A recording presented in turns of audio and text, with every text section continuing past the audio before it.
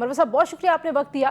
सबसे पहले तो जाहिर है एक तरफ पाकिस्तान तहरीक इंसाफ की लड़ाई है हुकूमत के साथ भी, और दूसरी तरफ आपकी लड़ाई है पाकिस्तान तहरीक इंसाफ के लोगों के साथ। बैरिस्टर गौहर साहब ने कहा आपके बयान के बाद के सलमान अकरम राजा को इमरान खान साहब ने बराह रास्त सेक्रेटरी जनरल जो है वो अपॉइंट किया, लिहाजा जो आपकी बात है वो तो उसको रद्द करते हैं, और आप कई बार इस तरह की गुफ्तगू कर चुके हैं, वो बार बार आपकी बात को रद्द करते हैं। इसकी वजह क्या है दरअसल?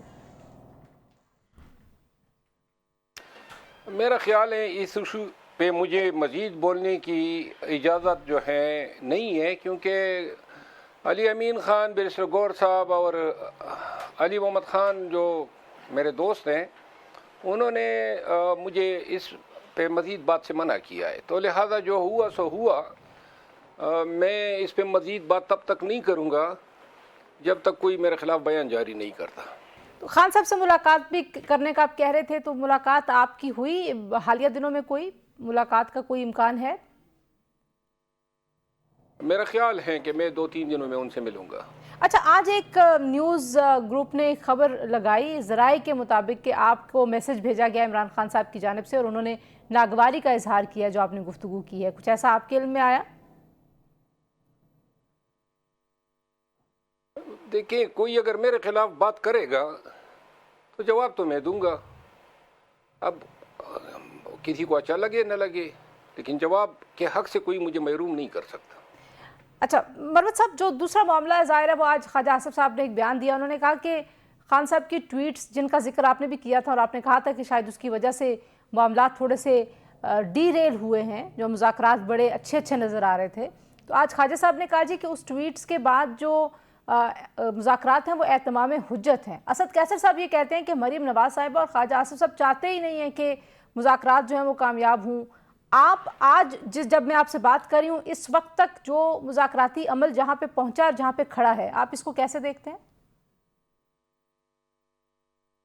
ख्वाजा आसिफ साहब जो हैं इब्तिदा से मुज़ाकरात के हक़ में नज़र नहीं आ रहे हैं, और इनके बयानात का अगर हम जायज़ा लें तो उनका हर एक बयान जो है मुज़ाकरात के माहौल को नागवार बनाने की तरफ मुमिद और मुआविन साबित हुआ है।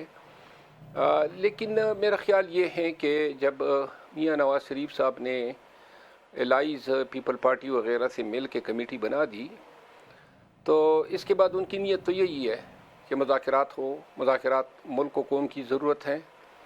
तो मैं ये समझता हूँ कि जितने भी लीडर्स या गवर्नमेंट के वज़रा जो मुज़ाकरात के ख़िलाफ़ बयानबाजियाँ कर रहे हैं, उनकी सोच ये है कि अगर पाकिस्तान तहरीक इंसाफ को मुसालियात के नतीजे में कोई रिलीफ मिल जाता है, वो रिलीफ शायद वो अपनी सियासी तबाही इसको गर्दान रहे हैं।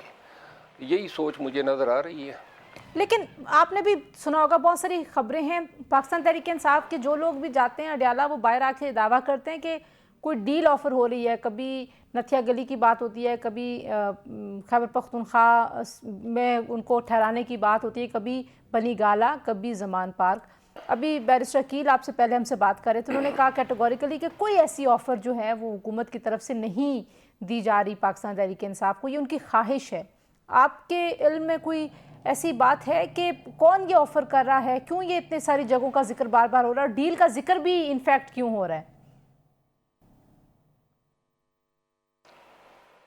जब 26 नवंबर का सानिया हुआ तो इसके बाद मोहसिन नकवी साहब खुद आए और उसने कहा जी हमने मुज़ाकरात के ज़रिए इनको पेशकश की, ऑन रिकॉर्ड उन्होंने कहा है। नंबर 1। नंबर 2, ये 22 नवंबर से लेके 25 नवंबर की रात तक जो बैरिस्टर गौहर साहब, बैरिस्टर सैफ साहब, इनको 4 दफ़ा भिजवाया गया जेल।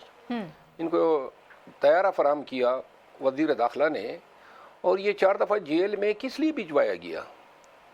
कोई अफरतीना जो हमें संगजानी पे ठहरने का कह रहे थे, या इवें खुशखती में जो है हमने बस उधर संगजानी में ठहरना था। ये पेशकशी हुई, खान ने रद्द की, खान इस पे बोला है, खान की बहन बोली है, मैंने इस पे मुतअद्दिद दफ़ा कहा है, और हमें इस हवाले से झूठ बोलने की क्या ज़रूरत है? लेकिन इसका कोई हमें फ़ायदा होता है? لیکن ایک طرف تو آپ لوگ یہ بھی تو کہہ رہے ہیں کہ جو رہائی دی جائے ان تمام لوگوں کو جو 9 مئی کے کیسز میں گرفتار ہیں انکلوڈنگ خان صاحب، آپ بھی یہی سمجھتے ہیں کہ انکلوڈنگ خان صاحب کی بات ہو رہی ہے تو رہائی کیسے ہوگی؟ وہ عدالتوں کے ذریعے ہوگی، کسی ایگزیکٹو آرڈر کے ذریعے ہوگی، کسی ڈیل کے نتیجے میں ہوگی؟ ایگزیکٹو آرڈر کے تحت کوئی قانون ہی نہیں ہے نا جی، حکومت کے پاس تو صرف دوبارہ پکڑنے کا اختیار ہے، چھوڑنے کا اختیار تو عدالتوں کے پاس ہے۔ ہم نے تو یہ کہا ہے کہ جب رہا ہو جاتے ہیں تو دوبارہ گرفتار نہ کرے، ایک کیس ختم ہوتا ہے تو نیا کیس نہ بنائے۔ خان کا آپ دیکھیں نا، توشہ خانہ کیس،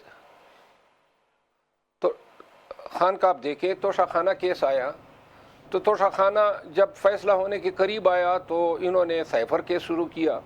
جب توشہ خانہ میں سزا ہم نے چیلنج کی اور بریت قریب آئی تو سائفر میں سزا ہوئی۔ سائفر میں جب بریت پہ ہم ہائی کورٹ آئے تو دوسری طرف عدت کا کیس رائپ ہو گیا۔ یہ کیسز کا تسلسل ہے لیکن اور اب ایک کیس جو یکجا شروع نہیں کیے جاتے۔ لیکن اب جس کیس کی بات ہو رہی ہے القادر ٹرسٹ کیس، اس میں بہت سارے، ظاہر آپ خود ماہر قانون ہیں، بہت سارے لوگوں کو لگتا ہے کہ اس میں بڑی سنگین خلاف ورزیاں ہوئی ہیں اور اس میں قواعد و ضوابط کو بھی توڑا گیا ہے اور ریاست کے مفادات کو نقصان بھی پہنچایا گیا ہے، اور اس میں بظاہر یہ لگتا ہے کہ ایک فائدے کے عوض تمام قوانین کو خان صاحب نے اور ان کی اہلیہ نے اور ان کے شہزاد اکبر سمیت تمام لوگوں نے توڑا ہے۔ تو آپ اس فیصلے کو کس طرح سے دیکھتے ہیں ایسے وقت میں جب مذاکرات کی تیسری نشست کا بھی امکان ہے کہ وہ ہو جائے گی؟ یہ کیس جو ہیں، اس سے پہلے جب عدت کا کیس بنایا تھا تو کتنے بلند بانگ دعوے ہو رہے تھے اور کتنی جو ہے خان کی خاتون خانہ اور خان صاحب کی جو ہے کریکٹر اساسینیشن کی گئی، کتنے مولی جو ہیں میڈیا پہ آئے۔ جب سائبر کیس آیا تھا تو یہ بتایا گیا کہ زمین پھٹ گئی اور آسمان گر پڑا اور یہ اتنی بڑی خلاف ورزی ہے۔ کیا ہوا ان کیسز کا؟ اور یہی جو توشہ خانہ اول تھا وہ اس کیس کا کیا بنا؟ اور خان پہ جتنے کیسز بنے ان تمام کا کیا کوئی ایک کیس جو ہے عدالتی کسوٹی پہ پورا اترا؟ یہ جو کیس ہے 190 ملین پاؤنڈ کا، الزام اتنا ہی ہے کہ خان جو ہیں انہوں نے یہ رقم سپریم کورٹ میں کیوں جمع کرائی، وہ پیسے اب کدھر ہیں؟ حکومت کے خزانے میں 1 روپے کسی کے جیب میں نہیں گیا۔ تو یہ کتنا سنگین کیس ہو گیا، یہ اتنا ہی کیس ہے۔ اتنا سادہ نہیں ہے، لیکن میں ظاہر قانونی بحث نہیں آپ سے کروں گی، آخری وقت کیونکہ کم ہے، میں آخری سوال آپ سے کرنا چاہتی ہوں۔ آپ کو نظر آتا ہے کیونکہ پی ٹی آئی کے لوگوں کی باتوں سے تاثر مل رہا ہے کہ شاید اگر حکومت اس بار کمیشن بنانے کا اعلان نہیں کرتی آئندہ جو مذاکرات کی نشست ہوگی تو یہ پھر آخری نشست ہوگی، تو آپ اس بارے میں کیا رائے رکھتے ہیں؟ کیا تجویز کریں گے دونوں اطراف کو؟ کیونکہ 31 جنوری کی تو ویسے بھی پی ٹی آئی نے ڈیڈ لائن دی ہوئی ہے، تو کیا یہیں پہ معاملہ ختم کر دینا چاہیے؟ میرا خیال نہیں ہے کہ اس طرح ہوگا۔ تیسری نشست اگر ہوگی تو اسی مذاکرات کی ٹیبل پہ تو انہوں نے نہیں کہنا ہے کہ ہم نے آپ کے متعلق بات مان لیے یا رد کر لیے۔ وہ کچھ ٹائم لیں گے، وزیر اعظم کو اعتماد میں لیں گے، بقایا الائز اس پہ ڈسکشن کریں گے، اسٹیبلشمنٹ سے رجوع کریں گے، تو اس میں 3 4 5 ایام لگ سکتے ہیں۔ اس کے بعد جو رد عمل آئے گا میں تو یہ سمجھتا ہوں کہ خوشگوار ہوگا، جواب انشاءاللہ قوم کے توقعات کے مطابق ہوگا۔ پاکستان جو ہیں وہ نارمل کی اور غیر یقینی صورتحال سے ہٹ کے یقینی صورتحال کی فیس میں اور خان صاحب کو بھی باہر آتا آپ بھی دیکھ رہے ہیں جلدی؟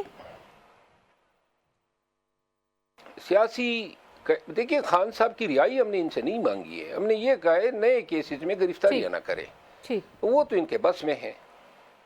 بالکل ٹھیک ہے، بہت شکریہ شیر افضل مربت صاحب ہم سے گفتگو کرنے کے لیے۔ جی